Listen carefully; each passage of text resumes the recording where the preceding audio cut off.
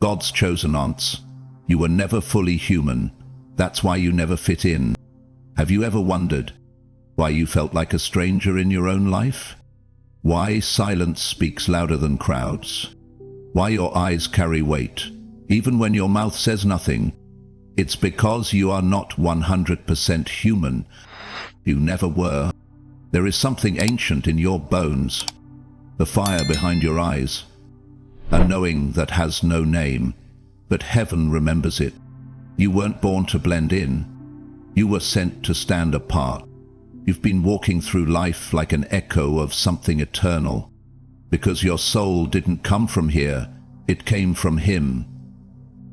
And now the veil is lifting, because today, if you are God's chosen one, this message was written in heaven with your name on it. The restlessness was the signal. A quiet morning in a small southern town. Spring fog drapes over empty sidewalks. Inside a weathered house framed by creaking wood and wild roses, Naomi sits at her kitchen table, Bible open, hands trembling. There's a kind of weariness that doesn't come from work, but from being. Naomi had always felt it, since childhood, a restlessness that lived in her chest like a caged bird. She'd smile in conversation but feel unseen. She'd try to settle, to belong, to be normal. But something always pulled her to the edge of every room, as if heaven had planted a magnet in her bones, and the world kept trying to pull it the wrong way. She never spoke about it out loud, because how do you tell someone, I don't think I'm from here? Last night, it happened again. 3:17 a.m., eyes wide open, no sound, no dream, just pressure in the air, a whisper behind the veil of silence. She rose from bed and walked barefoot to the window. Something outside was glowing, not light, but something deeper, familiar, holy. Now, with morning light spilling across her table, Naomi flips open her old childhood journal. There, in fading ink, a drawing she made at age 7, is a woman standing on a hill, wings on her back, fire in her eyes. Below it, written in crooked letters, I come from the sky, but they forgot. Her hands shake. She closes her eyes and whispers, God, what am I? And in the stillness, something inside her finally answers.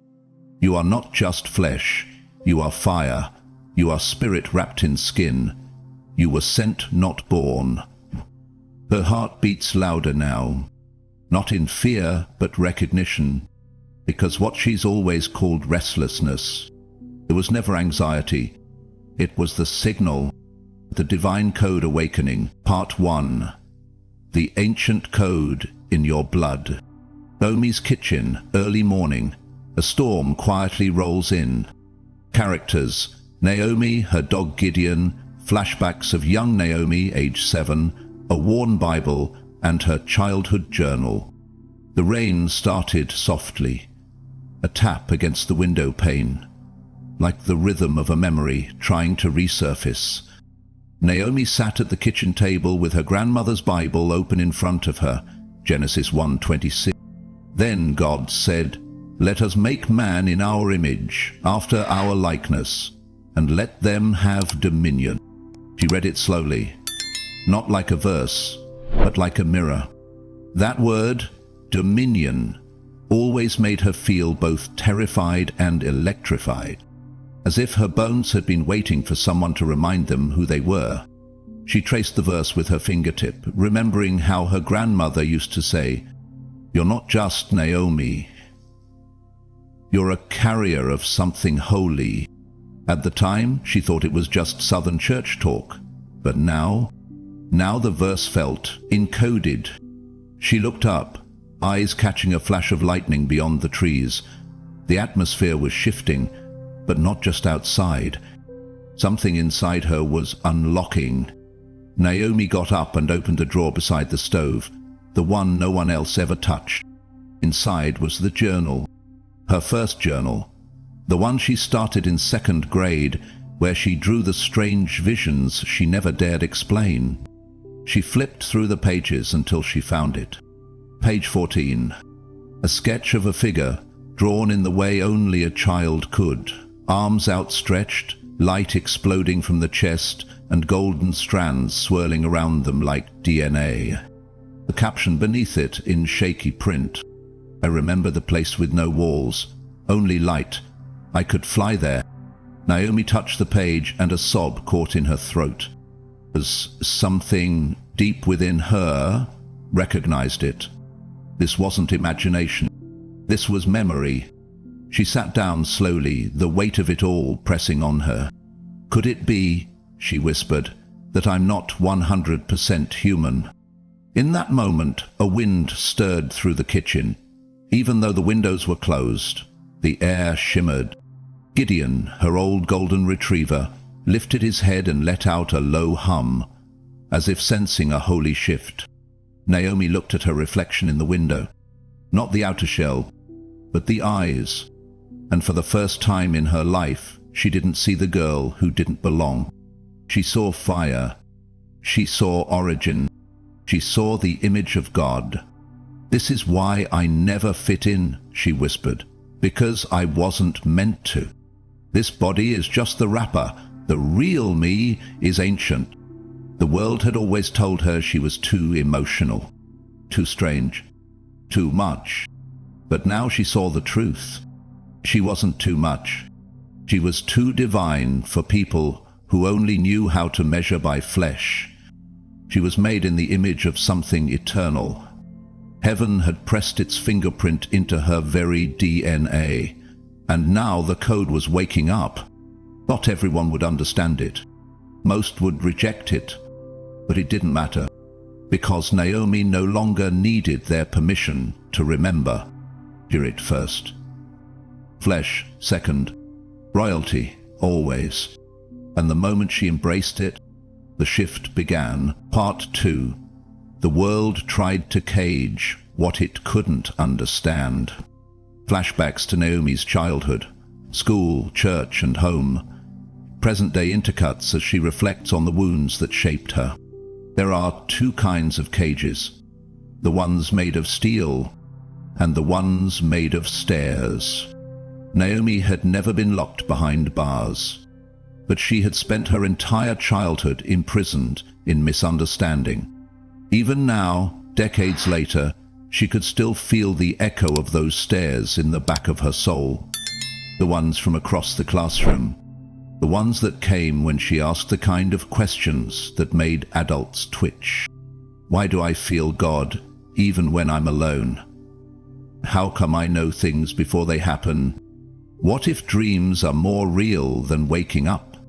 The room would grow still. The teacher's mouth would twitch. The other kids would snicker, and someone would whisper the word that followed her like a ghost. At age 11, Naomi had a dream about a tornado. She saw the path it would take through her town, felt the pressure in her chest, even smelled the rain before it fell. The next morning she told her mum, told her teacher, told anyone who'd listen. They didn't. 3 days later the storm came. The tornado hit exactly where she said it would. No one apologized. No one asked how she knew. Instead, they whispered louder. And Naomi learned her first spiritual survival skill. Hide. Hide the visions. Hide the knowing. Hide the way her skin tingled when truth passed by. Hide the dreams that made her feel too large for this world. In church, it wasn't much better. She loved the stories of Daniel and Deborah, of Esther and Ezekiel. But what struck her most wasn't their victories, it was their loneliness. She saw it in every line, heard it in every hymn. You're never alone, but you will feel it. She asked Pastor Jonah once, "Why don't the other kids feel God like I do?" He looked at her with eyes that knew too much and said gently, "Some kids feel the rain, others were born to bring the storm." Naomi would never forget that line. Born to bring the storm. It both comforted and cursed her, because from that day on, she stopped trying to explain herself. But that didn't stop the world from reacting. At 13, during a school assembly, she stood to give a report on spiritual gifts. Her topic, the ability to feel what others hide. She said it calmly, too calmly. The room stared, and Monsieur Harlon, her teacher, folded her arms and asked with a bite in her voice, "And what exactly do you think you are, Miss Naomi? A prophet?" Naomi's face flushed, but she didn't answer, because she didn't know. Not yet. She just knew. She wasn't wrong. After that, the rejection wasn't subtle anymore. The invitations stopped. The friends vanished. The hallway whispers followed her like shadows. But here's the secret Naomi didn't even understand at the time. The world was never attacking her personality. It was attacking her presence. There was something about her energy, her light, that convicted people who had made peace with the dark. And when light walks into a room that's gotten used to shadows, the shadows always panic. Naomi became the lightning rod, not for what she did, but for what she carried. Even in her own home, she felt the tension. A mother, burdened by poverty and silence, didn't know how to handle Naomi's dreams. She once burned a journal full of her drawings. "You need to stop with this nonsense. Just be normal." But Naomi couldn't be what she wasn't, even when it cost her the safety of her mother's approval. Even when it made her sit at lunch alone, hands in her lap, pretending not to notice the way the other girls moved away from her. At night, she'd lie in bed and whisper, "God, if you made me this way, why does it hurt so much?" And in the stillness, she'd feel it. A warmth on her chest, a hush in the room, a voice not made of words. Is you were never meant to be understood. You were meant to be revealed. Now, in the present, Naomi sits in her living room, knees curled under her, watching the rain beat against the glass. She thinks about all the places she shrank herself, all the versions of herself she buried to survive. The knowing child, the vision-filled teen, the empath who felt what others hid. And she realizes she didn't bury those parts because they were wrong. She buried them because no one else had the language to honor them. The world tried to cage what it couldn't comprehend, but it never killed it, because divine identity doesn't die in darkness. It waits, it whispers, in this, popping quietly, and tonight it's burning again. Strong, like a lion stretching after too many years of silence. Naomi rises from the couch and walks to the mirror. She looks herself in the eyes, not for makeup, not for vanity, all real for remembrance. Because behind those brown eyes is a fire not born of this world, a roar that religion tried to silence, the gift that culture tried to shame, a calling that classrooms tried to belittle, a spirit that trauma tried to cage. But none of it worked. She whispers the words that once made her feel crazy, now with holy confidence. I see things before they happen. I feel what others ignore. I know things I was never taught. I don't fit, because I was never meant to.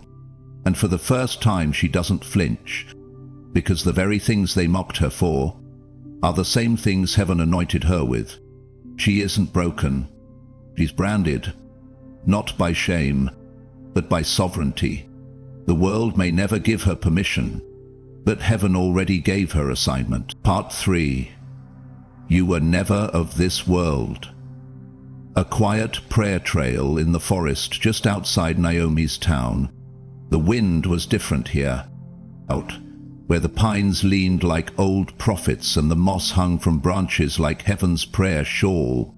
Naomi walked slowly, feet pressing into the path she'd walked since she was a girl. The same trail where her grandmother used to bring her, before the world convinced her she needed to be smaller, quieter, less divine. The trees hadn't forgotten. They still whispered the old truths. Today she carried no Bible, no journal, just questions. Why did I always feel like I didn't belong? Screaming, why did I cry when nothing was wrong? Why did I feel things, see things, before they happened? Halfway up the trail, Naomi stopped. The air felt thick, the kind of thick that doesn't just touch your skin. It kneels on your soul. She sat on a stone near the base of the hill, closed her eyes, and breathed deep. The silence was alive. And then, a presence, gentle, familiar, wait. She opened her eyes and saw her grandmother, standing at the top of the hill, but not as Naomi remembered her. No cane, no hunched back, no sorrow behind the smile. This version radiated, light shimmered around her like sunrise and memory. Naomi didn't speak. She didn't have to. The woman who had prayed over her crib now looked at her with eyes that said, I knew this day would come. And then the voice, not her grandmother's, not hers, but a third. Holy God, eternal, I am not of this world, even as I am not of this world. John 17:16. The verse rang through her like a tuning fork striking her spine. Naomi couldn't tell if she heard it in the air or in her marrow, but she knew this. Something sacred was being confirmed. Her grandmother spoke now, lips not moving, but every word landing inside Naomi's spirit. You've been trying to make a home out of a testing ground. You thought your pain was a punishment, but it was permission. The ache inside you was the language of a soul that remembered another realm. Tears slid down Naomi's cheeks, because suddenly everything made sense. Why she never felt comfortable at dinner tables filled with gossip. Why relationships fell apart when she tried to shrink. Why people told her she was too deep, too intense, too serious. She wasn't made for shallow waters.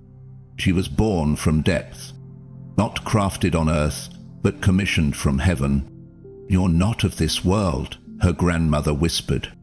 You were sent into it. And that word hit differently. Sent. Not born by accident. Not conceived by biology.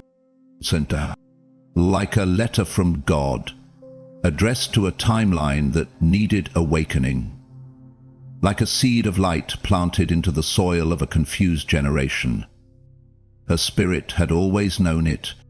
It just took her heart years to catch up. Naomi stood.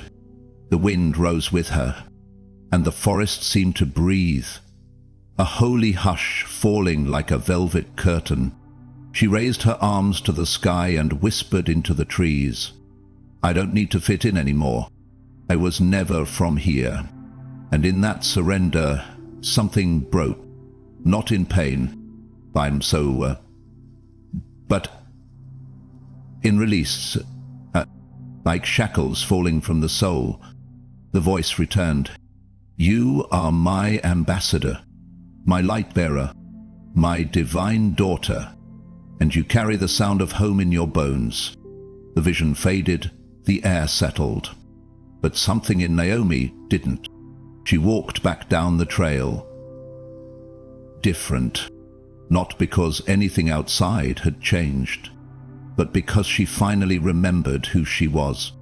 She didn't need validation from a world she was never designed to mirror. She was a reflection of the kingdom, a daughter of realms unseen. As she reached the edge of the woods, her phone buzzed with a message from an old friend. Hey, I don't know why, but you were on my heart. You okay? Naomi smiled. She didn't feel the urge to explain anymore. She wasn't okay. She was becoming. And now that she remembered her origin, nothing would ever feel the same again. Because the world may have raised her, but heaven sent her, and she was going back to the sender, not in death, but in mission. Part 4. The Divine Code Awakens. It started as a tremor, not in her hands, but in her knowing. A phrase repeated in her spirit like a sacred drumbeat. You're not who they said you were. You're who I sent you to become."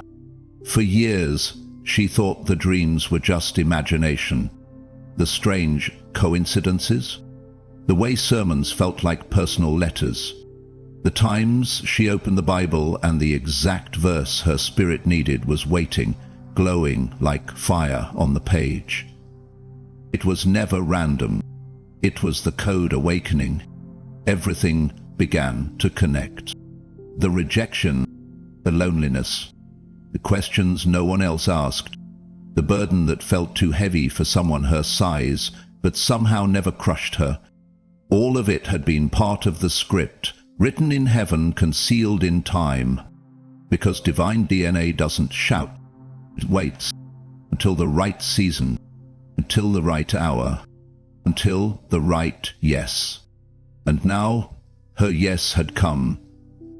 Something inside her began to speak with authority. Not a voice she'd heard before, but one that felt native. You are light. You are not becoming worthy. You were born worthy. You were never behind. You were being built. Every prayer she ever whispered into her pillow, every tear that fell with no audience, every moment she thought she was forgotten, they all came rushing back, not as regret, but as proof.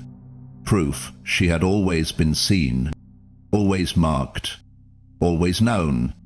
What others called too emotional was actually prophetic sensitivity. What they called overthinking was divine intuition. What they mocked as weirdness was holiness in disguise. The divine code inside her wasn't just information, it was transformation. She could feel it now, realigning her steps, changing how she heard, how she saw, how she spoke.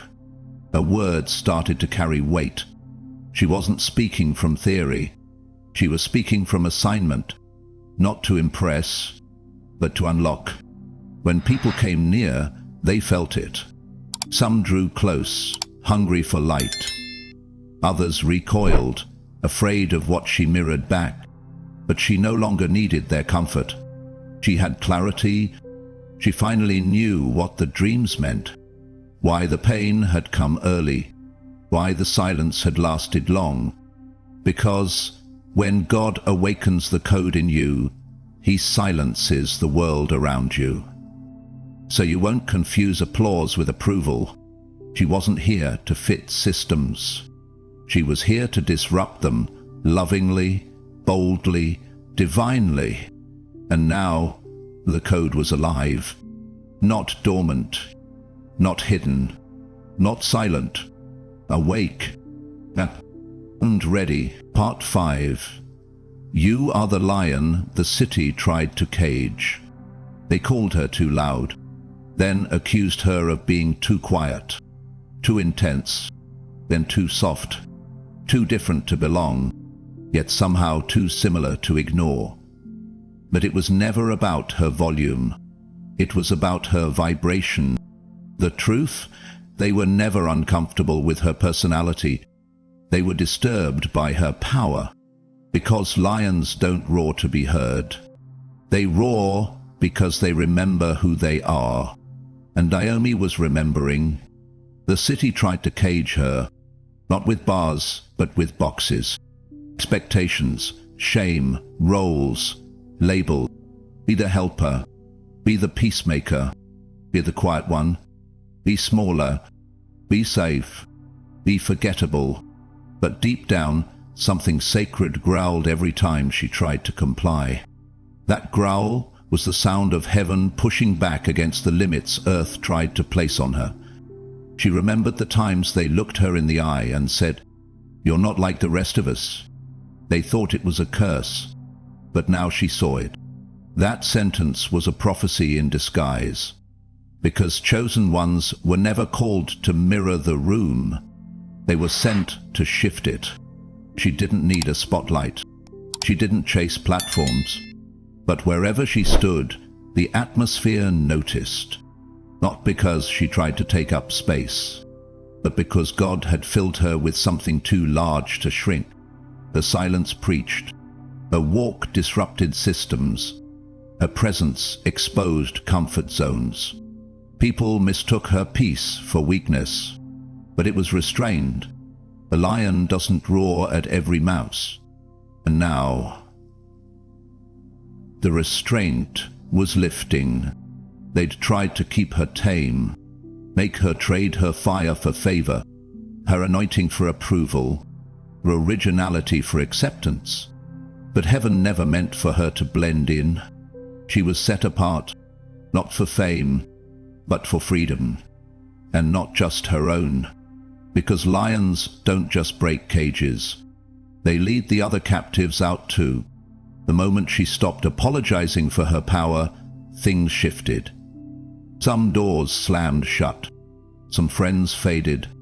Some places grew cold. The ones who were truly sent by God, they began to find her, drawn not to what she had, but to what she carried. Not of noise, but of remembrance, a frequency that only the called could hear. And now she knew. The city didn't reject her because she was wrong. The city feared her because she was right. She was the lion, and she was never meant to be caged. Because when chosen ones remember who they are, they don't just break free. They become the sound of freedom itself. You were sent, and now you're seen. There was no trumpet, no spotlight, no announcement when it happened, just a quiet certainty rising in her chest. Naomi had stepped into who she was always meant to be. No more shrinking, no more silencing her spirit to make others comfortable, no more pretending she didn't carry the roar of the divine inside her ribcage. Because now she remembered, she wasn't born to blend in. She was sent to stand apart. The rejection, confirmation, the isolation, preparation, the restlessness. All those years she thought she was waiting on God to move. But heaven was waiting on her to agree with what it already knew. You are not of this world. You are not 100% human. You are a spirit wrapped in flesh, a divine assignment walking through time. And now, the world would know it too. Not through fame, not through noise, but through presence. A stillness that shifts rooms. A voice that doesn't need volume to carry fire. A life that no longer apologizes for its holiness. Naomi looked in the mirror one last time, but this time she didn't see a survivor. She saw a sent one, an ambassador of heaven, a daughter of realms unseen. She smiled, not the kind that seeks approval, but the kind that remembers origin. Because chosen ones don't wait for the world to recognize them. They walk in authority and let the world catch up. You were never meant to blend in, because you were born to awaken others. You carry heaven's fingerprint. No earthly system can erase it. When you finally believe who God says you are, everything changes. If this story awakens something deep in your spirit, comment below. I know who I am, and if you believe this message was heaven's confirmation for someone else, share it. Let the other lions hear the roar. You weren't crazy. You were chosen, and the world is about to see it.